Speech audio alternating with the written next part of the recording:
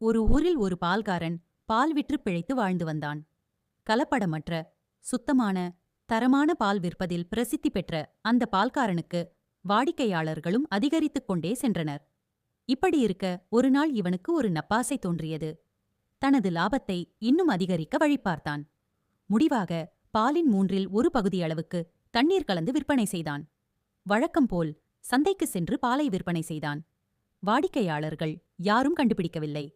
காரணம், அவர்களுக்கு இவன் மீது அவ்வளவு நம்பிக்கை. சில நாள் கழித்து பாதியளவு தண்ணீரை கலக்க ஆரம்பித்தான். வாடிக்கையாளர்கள் யாரும் கண்டுபிடிக்கவில்லை.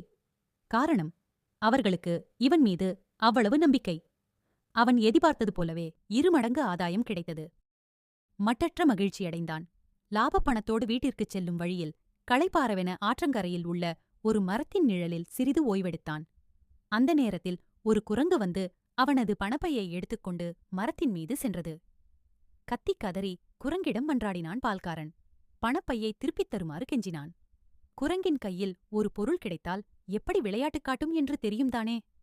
ஒரு பணக்காசை அவனிடமும் மறுகாசை நதியிலும் மாறி மாறி வீசி முடித்தது. குரங்கு தன்னிடம் எரிந்த பணத்தை எண்ணிப் பார்த்தான். அங்குதான் ஆச்சரியம் அவனுக்காக காத்திருந்தது. கலப்படமற்ற பாலின் வருமானம் அவன் கையில் வந்து சேர்ந்திருந்தது.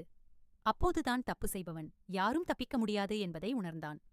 அவன் அண்ணாந்து பார்த்தவாறு பின்வரும் வாசகத்தை சொன்னான்.